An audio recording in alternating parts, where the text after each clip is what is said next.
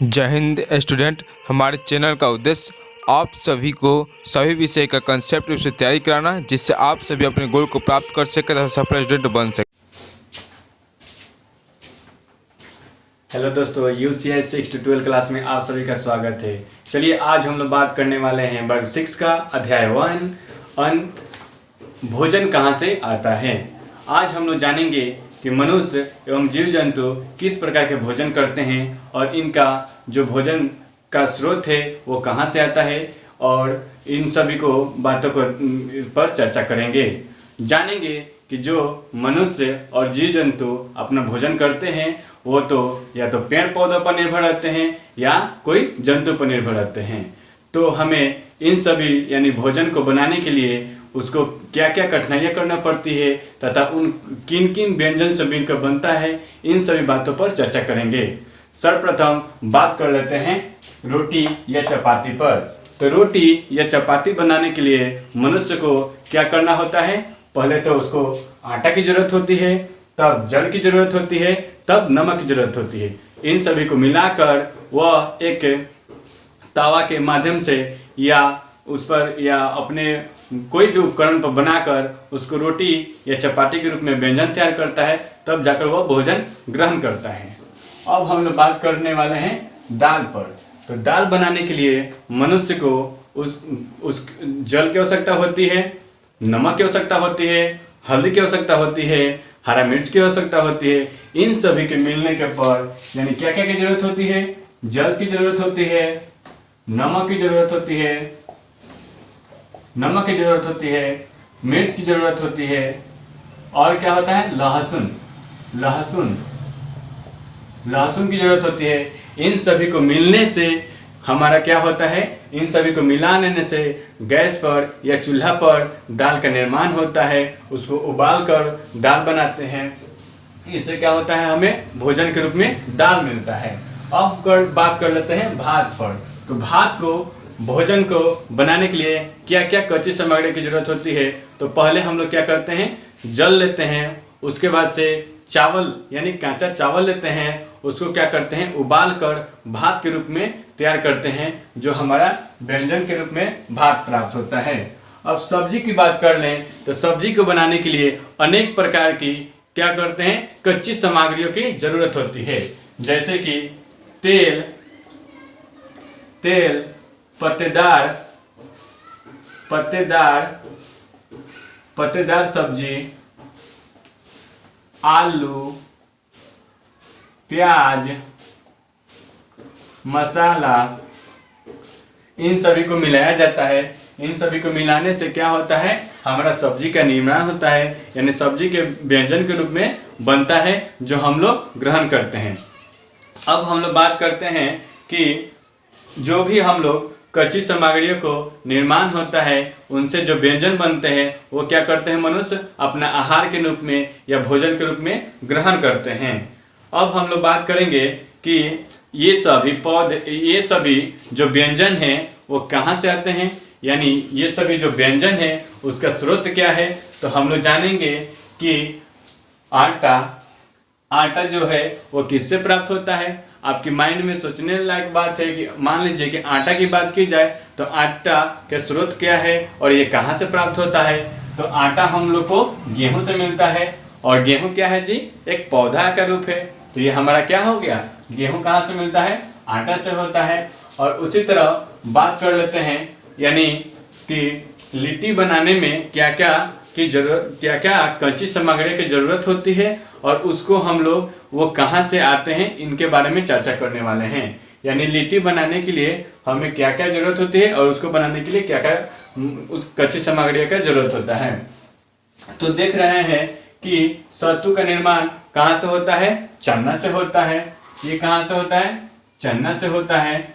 फिर नमक की बात करें तो नमक कहाँ से प्राप्त होता है? तो हमें नमक समुद्र के तट पर यानी छाछ के रूप में इकट्ठा हो जाता है। उसको हम लोग मशीनीकरण द्वारा उसको क्या करते हैं? शुद्ध किया जाता है। उसके बाद से वह छोटे छोटे पैकेट में भरकर हम लोग के मार्केट में उपलब्ध होता है, जिसको हम लोग नमक के रूप में यूज करते हैं। तो नमक कहाँ से मिलता है जी?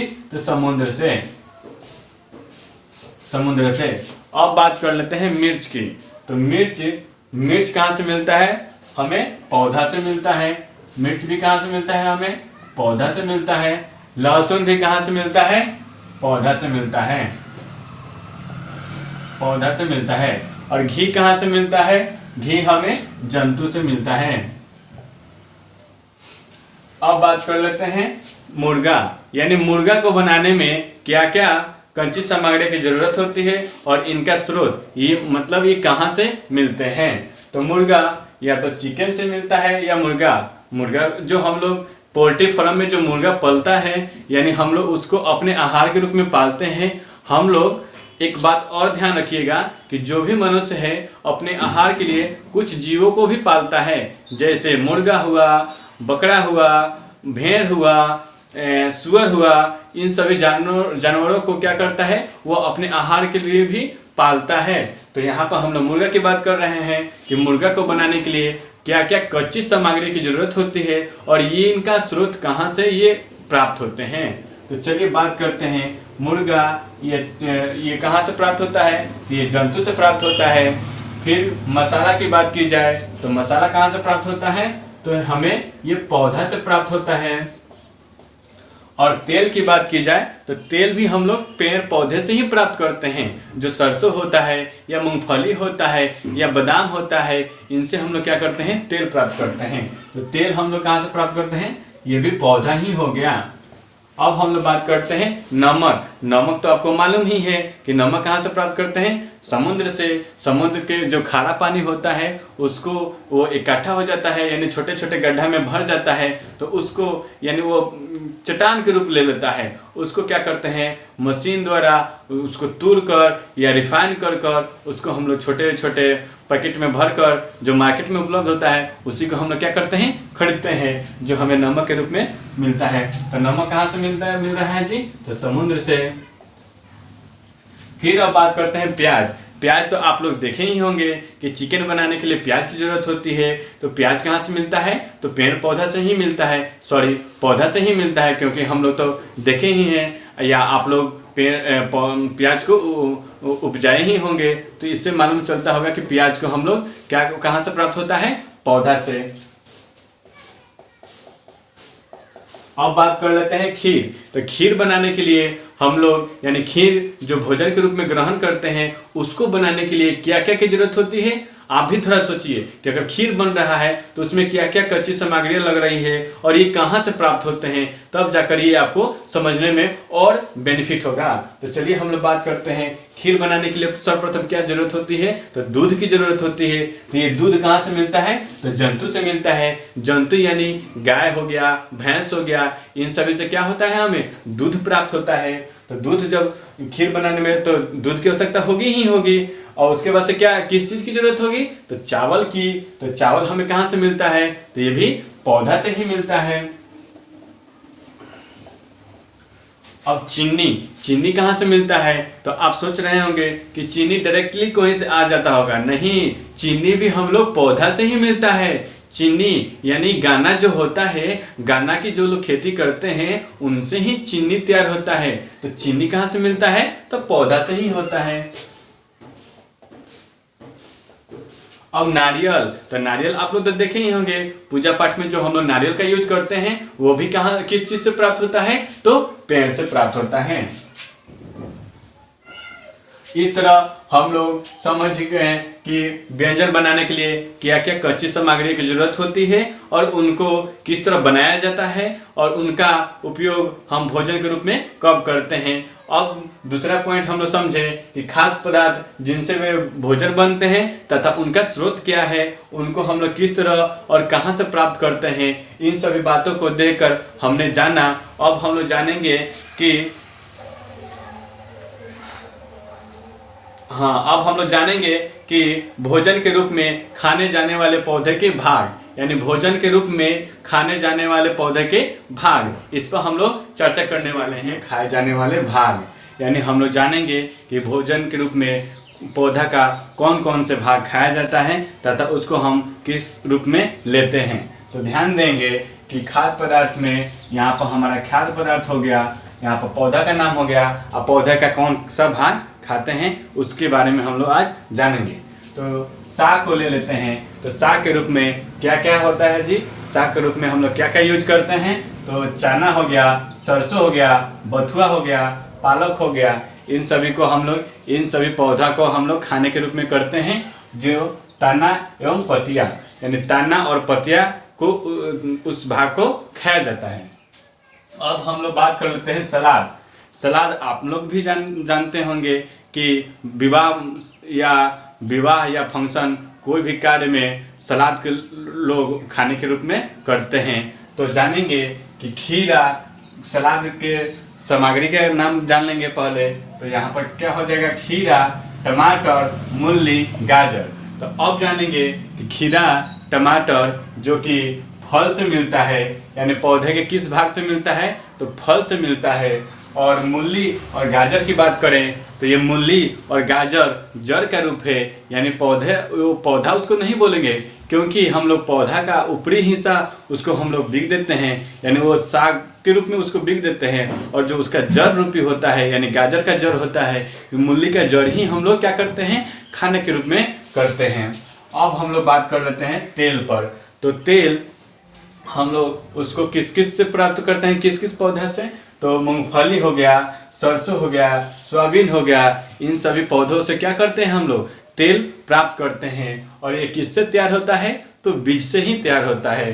अब बात करने वाले हैं मूंग अथवा चने, यानी खाने के रूप में हम लोग मूंग या चना को भी उपयोगी मानते हैं। जैसे कि मूंग हो या चना हो, उसको हम लोग क्या करते हैं?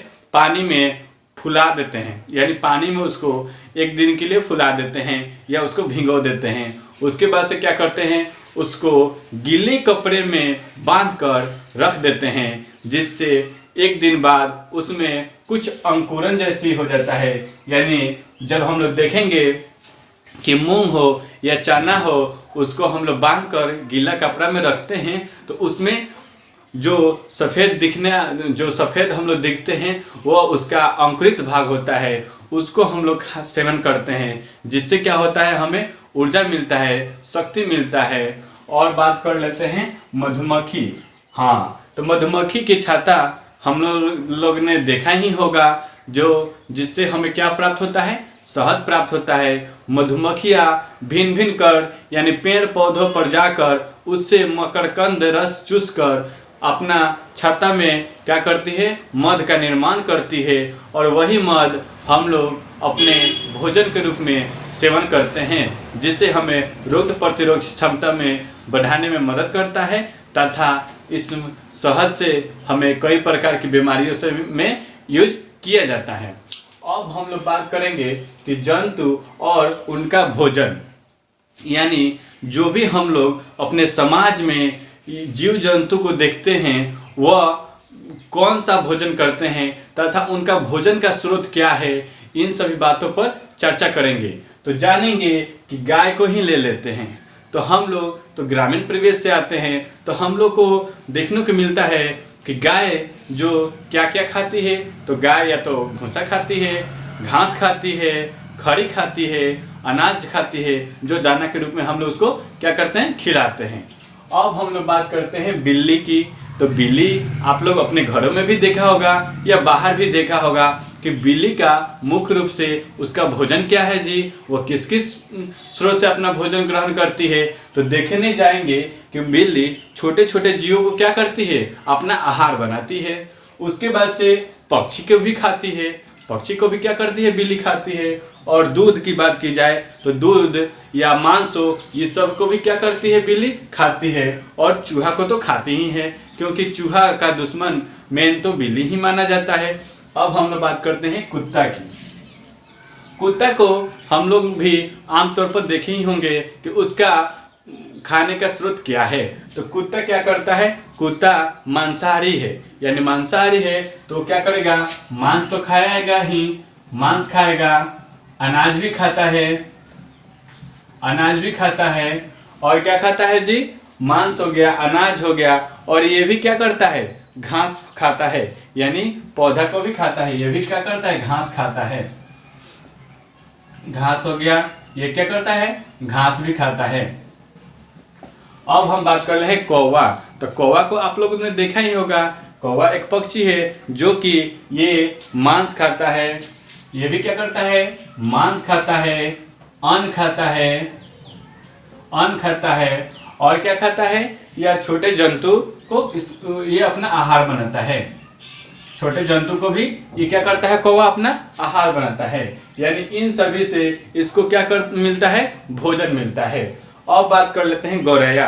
अब तो हम लोग को इस परिवेश में गौरैया बहुत नहीं देखने को मिल रही होगी, नहीं मिल रही है, लेकिन पहले के ज़माना में गौरैया बहुत सारे हुआ करती थी और उनकी चहचहाहट से हमारा मौसम बहुत खुशहाल होता था। लेकिन गौरैया का संख्या आज की डेट में बहुत कम हो गया है। इसको हमारे राज्य सरकार ने इसे पक्षी राजकीय पक्षी के रूप में घोषित किया है। इसका संरक्षण किया जा रहा है क्योंकि गौरैया बहुत कम मात्रा में अब हमारे परिवेश में रह गई है। तो गौरैया की बात कर लें तो गौरैया क्या करती है? छोटा छोटा अन्न खाती है, छोटे छोटे अन्न को ग्रहण करती है, छोटे छोटे अन्न ग्रहण करती है और कीट भी खाती है। यानी छोटा जो मकड़ी होगा, छोटा मकड़ी होगा या कीट होगा, उसको भी ये क्या करती है? अपना आहार बनाती है। अब बात कर लेते हैं शेर। तो शेर आपको तो मालूम ही है सॉरी, शेर जंगल का तो राजा होते हैं। तो इनको आहार के रूप में क्या चाहिए? तो इनको हिरण यानी जंतु चाहिए। जंतु जो होते हैं, जीव होते हैं, इनसे ये क्या होता है जी? इनका आहार मिलता है। अब हम लोग बात कर लेते हैं मनुष्य यानी हम। तो हम लोग क्या करते हैं? जीव को भी खाते हैं, जंतु को भी खाते हैं और क्या करते हैं? फल को भी खाते हैं, फूल को भी खाते हैं। ये सब हम लोग क्या करते हैं? अपना आहार के रूप में ग्रहण करते हैं। यानी हम लोग यहाँ पर ले ले तो मांस हो गया, मछली हो गया, सब्जी हो गया, अन्न हो गया, ये सब हम लोग क्या करते हैं? सेवन करते हैं। अब हो गया चूहा। तो चूहा क्या करता है? तो चूहा को हम लोग अपने घरों में तो देखा ही होगा। तो चूहा क्या करते हैं? अनाज खाते हैं, अनाज खाते हैं और क्या करते हैं? अनाज थोड़ा सा ठीक से लिख लेते हैं। अनाज खाते हैं, उसके बाद से क्या करते हैं? ये भी क्या करते हैं? और अनाज तो खाते ही हैं और क्या करते हैं? और अनाज के रूप में और सब बहुत सारे अनाज को खाते हैं। यानी जैसे हो गया चावल, चना, ये सब क्या करते हैं? इन पर ये आश्रित रहते हैं। अब बंदर की बात की जाए तो बंदर तो आप लोग देखा ही होगा। तो बंदर पेड़ों पर रहते हैं और ये क्या करते हैं? फल भी खाते हैं, फल खाते हैं और अन्न तो खाते ही हैं। तो फल खाते हैं, यहाँ पर इसको लिख लेंगे, फल खाते हैं, अनाज खाते हैं और पत्ती भी खाते हैं, पत्ते भी खाते हैं। आपने देखा होगा कि जब इनको खाने को नहीं मिलता है तो ये पेड़ पर बैठे बैठे पत्तियों को भी क्या करते हैं? खाने के रूप में अपना उपयोग करते हैं। अब हम लोग बात करेंगे शाकाहारी, मांसाहारी और सर्वाहारी। तो शाकाहारी के डिफिनीशन आपको हम लिखवा देते हैं।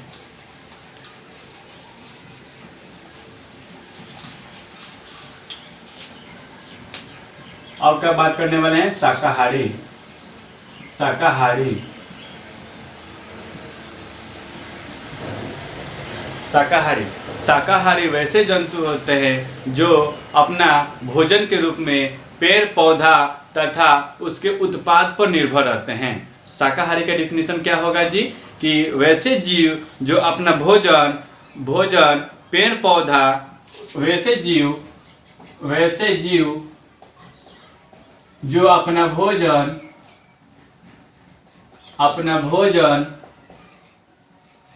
पेड़ पौधा तथा उसके उत्पाद पर निर्भर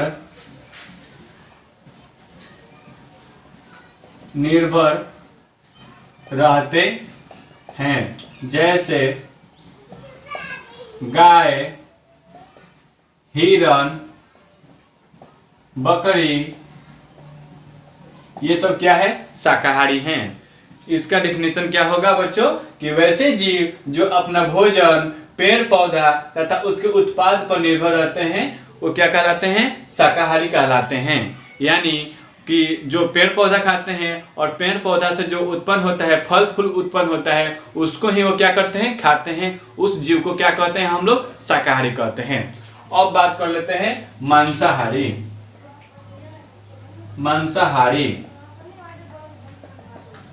मांसाहारी की डिफिनीशन होगा, वैसे जीव जो दूसरे जीव पर निर्भर रहता है तथा वह अपना भोजन स्वयं नहीं बनाता है, मांसाहारी कहलाता है। जैसे शेर, बाघ, भालू, सियार इत्यादि। यानी हम कोई भी जानवर को लेंगे या जीव को लेंगे जो अपना भोजन स्वयं नहीं बनाता है, किसी दूसरे पर डिपेंड रहता है, उसको हम लोग क्या कहते हैं, मांसाहारी कहते हैं। जैसे शेर हो गया, तो शेर अपना भोजन बनाता है, नहीं बनाता है। शेर क्या करता है, ये दूसरे जीव पर ही निर्भर रहता है अपना भोजन करने के लिए। बाघ भी वही हाल है, बाघ भी अपना भोजन नहीं बनाता है। भालू भी क्या करता है, दूसरे जीव पर ही निर्भर रहता है। और सियार तो दूसरे जीव पर निर्भर रहता है। तो इस तरह हमारा मांसाहारी का क्या डिफिनीशन हो गया कि वैसे जीव जो अपना भोजन स्वयं नहीं बनाते हैं, उस दूसरे जीव पर निर्भर रहते हैं या दूसरे जीव को क्या करते हैं, वो अपने भोजन के रूप में ग्रहण करते हैं, वो मांसाहारी कहलाते हैं। अब हम लोग बात करने वाले हैं सर्वाहारी।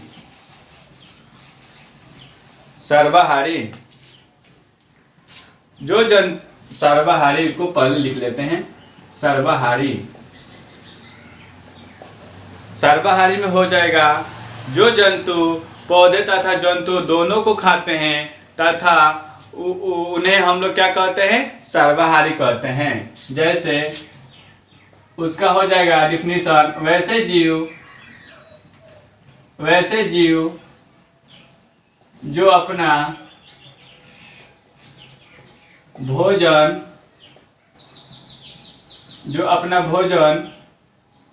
पौधा तथा जीव दोनों पर निर्भर रहता है, सर्वाहारी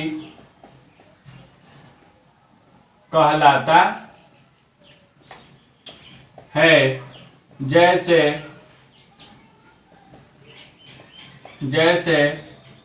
मनुष्य, तेलचट्टा आदि। यानी सर्वाहारी के डिफिनीशन हो जाएगा कि वैसे जीव जो अपना भोजन पेड़ पौधा पर भी और जीव जंतु पर भी, यानी दोनों पर निर्भर रहता है, वो सर्वाहारी कहलाता है। जैसे मनुष्य क्या होता है जी, पेड़ पौधा पर तो निर्भर है ही और साथ ही साथ जीव जंतु पर भी निर्भर है, क्योंकि ये अपना आहार जीव जंतु से भी प्राप्त करता है। और तिलचट्टा का भी वही हाल है, तिलचट्टा भी क्या करता है, वो तो अब पेड़ पौधा से यानी उसके पत्तियों से तो वो खाता ही है और छोटे छोटे जीवों को भी मारकर वो क्या करता है, अपना आहार बना लेता है। इस तरह हमारा सर्वाहारी का डिफिनीशन हो गया कि वैसे जीव जो पेड़ पौधा और जीव जंतु दोनों पर निर्भर रहते हैं, वो क्या कहलाते हैं, सर्वाहारी। अब हम लोग इस थ्योरम में सभी बिंदुओं पर चर्चा किया। अब हम लोग चलते हैं अपने नेक्स्ट स्लाइड पर, यानी अपने नेक्स्ट स्लाइड पर जा रहे हैं। क्वेश्चन नंबर 1 पर ध्यान देंगे।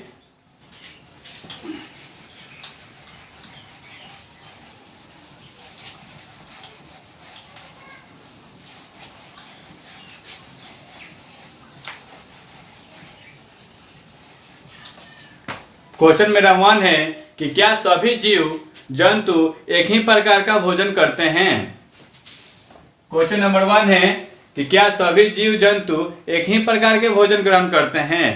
तो इस तरह हमारा आंसर क्या होगा, नहीं, सभी जीव जंतु एक प्रकार का भोजन ग्रहण नहीं करते हैं। उनका भोजन अलग अलग होता है। जैसे गाय क्या खाती है, घास, भूसा, खरी। और शेर की बात कर लेते हैं तो शेर अपना क्या करता है, मांस खाता है। इस तरह हम लोग कह सकते हैं कि सभी जीव का एक जैसा भोजन नहीं है। फिर क्वेश्चन नंबर 2 की बात करते हैं। क्वेश्चन नंबर 2 की बात करते हैं। कह रहा है कि 4 पौधे के नाम लिखिए तथा बताइए उनके कौन से भाग का उपयोग हम लोग भोजन में करते हैं। तो इसका आंसर हो जाएगा, यानी 2 का आंसर हो जाएगा कि 4 पौधे के नाम निम्नलिखित हैं। जैसे साग के रूप में ले लेते हैं, तो साग के रूप में क्या क्या लेते हैं, पालक को लेते हैं, चना को लेते हैं, और क्या करते हैं, सरसों को लेते हैं। इसका कौन सा भाग खाते हैं, तो इसको तना खाते हैं और पत्तियां खाते हैं, यानी इसको हम लोग खाने के रूप में करते हैं। और क्या करते हैं, गाजर, ये भी क्या है जी, गाजर हो गया।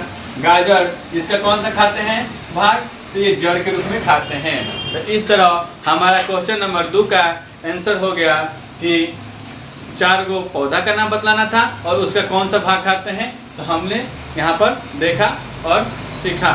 अब हम लोग बात कर रहे हैं क्वेश्चन नंबर 3 पर। क्वेश्चन नंबर 3 मेरा है, क्वेश्चन नंबर 3 है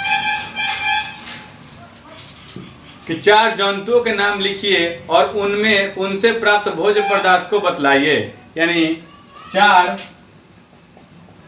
जंतु के नाम लिखना है और उसका भोज्य पदार्थ बतलाना है। ठीक है, तो हम फर्स्ट में ले लेते हैं गाय। गाय क्या खाती है, तो गाय खाती है घास हो गया, भूसा हो गया, चोकर हो गया। अगर दूसरा ले लेते हैं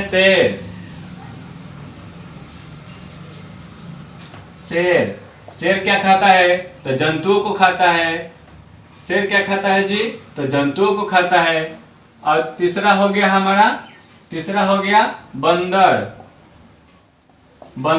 बंदर क्या क्या खाता है, तो बंदर पत्ती खाता है, फल खाता है, और क्या खाता है, अनाज खाता है। और चौथा क्या हो गया जी, चौथा मेरा हो गया चूहा। तो चूहा क्या खाता है, तो चूहा अनाज खाता है। इस तरह हम लोग क्वेश्चन नंबर 3 को कर लिए। अब हम लोग बात कर रहे हैं क्वेश्चन नंबर 4 पर। क्वेश्चन नंबर 4 है कि दूध से निर्मित पौधे भोज्य पदार्थ का नाम बतलाइए। तो यानी दूध से हमें क्या क्या बनाया जाता है, यानी उसका क्या क्या निर्माण होता है, इस पर हम लोग चर्चा करेंगे। तो 4 का आंसर हो जाएगा दूध से हम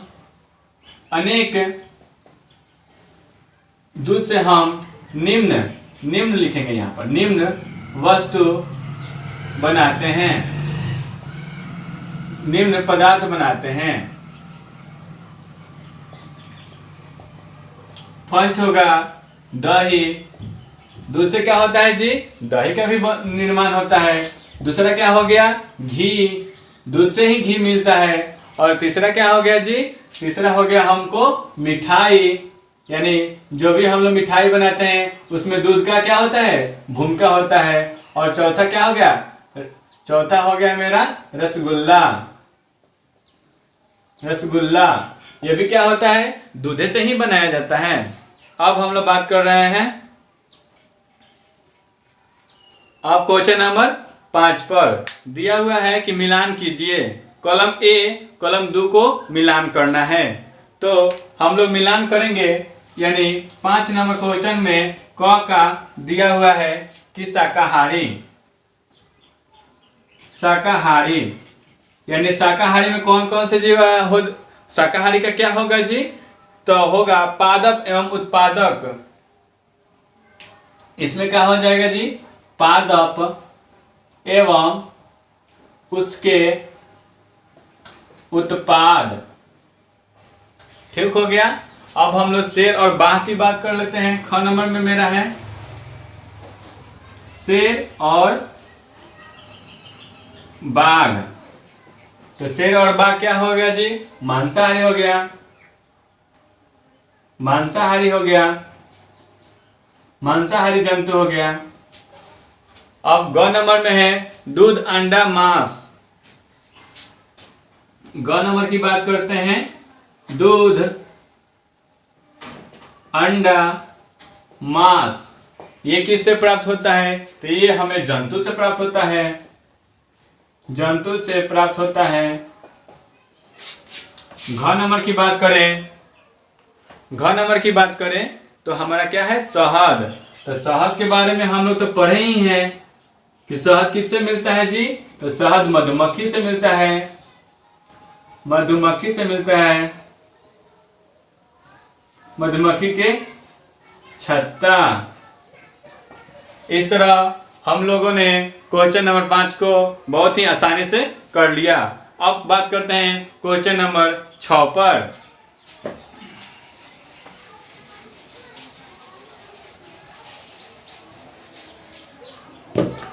क्वेश्चन नंबर 6 का ए का आंसर होगा, दिया हुआ है कि दिए गए रिक्त स्थानों को पूर्ति करें और उपयुक्त शब्दों से लिखिए।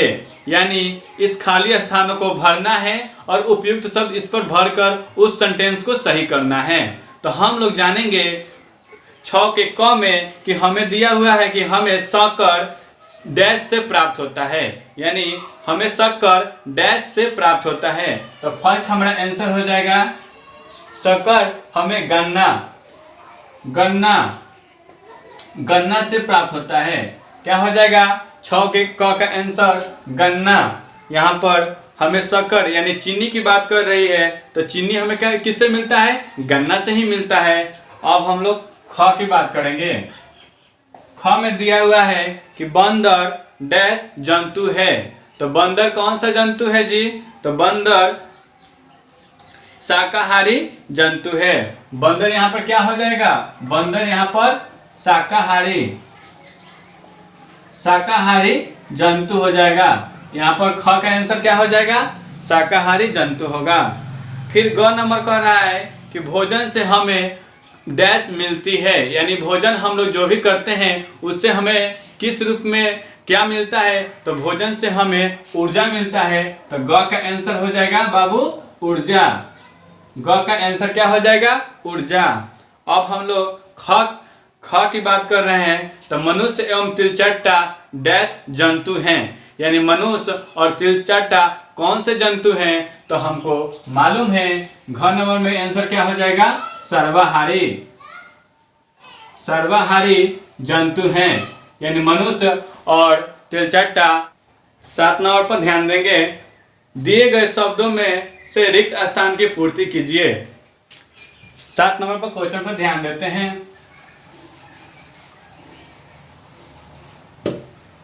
क्वेश्चन नंबर 7, दिए गए शब्दों से रिक्त स्थान की पूर्ति कीजिए।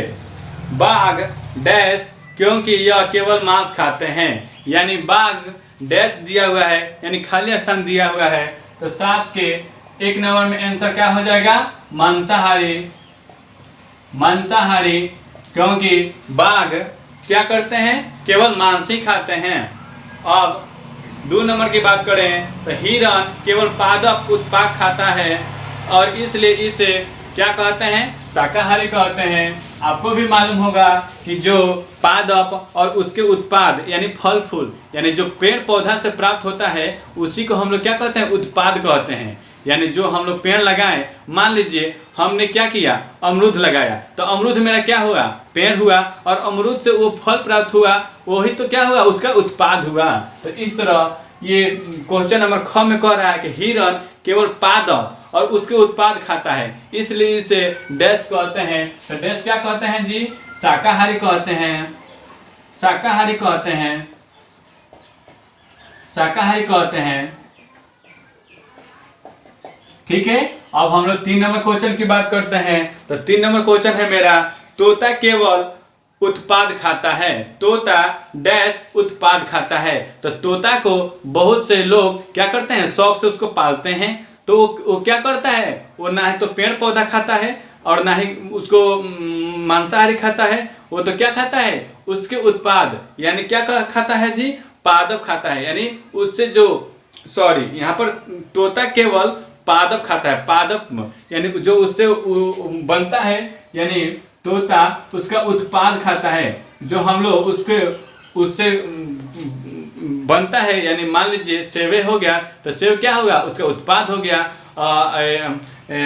एथी की बात करते हैं, मिर्च की बात करते हैं, तो मिर्च क्या, मिर्च का उसका पौधा हो गया और उससे प्राप्त हो रहा है मिर्च, तो मिर्च क्या हो गया, उसका उत्पाद हो गया, तो उसको ही वो खाता है। यानी तोता क्या खाता है, उसका उत्पाद खाता है। यहाँ पर आंसर होगा उत्पाद। अब 4 नंबर की बात करते हैं। 4 नंबर में दिया हुआ है, जो डैश हम पीते हैं वह प्रायः गाय, भैंस, बकरी से प्राप्त होता है, इसलिए यह जंतु उत्पादक है। यानी जो हम लोग पीने के रूप में करते हैं, जो जंतु से हमें प्राप्त होता है, तो जंतु से हमें क्या प्राप्त होता है, तो जंतु से दूध तो प्राप्त होता है जिसे हम लोग पीते हैं। तो जंतु से हमें क्या प्राप्त होता है, दूध। इस तरह हम लोगों ने अध्याय 1 को श्योरली कंप्लीट किया। अगर इस अध्याय में कोई भी आपको डाउट हो तो उसको कमेंट बॉक्स में कहिएगा। Thank you. और इस वीडियो को देखने के लिए, अगर आप अभी तक शेयर एंड सब्सक्राइब नहीं किया हो तो प्लीज़ कर दीजिएगा, क्योंकि इससे रिलेटेड आपको वीडियो पहुंचता रहे। धन्यवाद दोस्तों।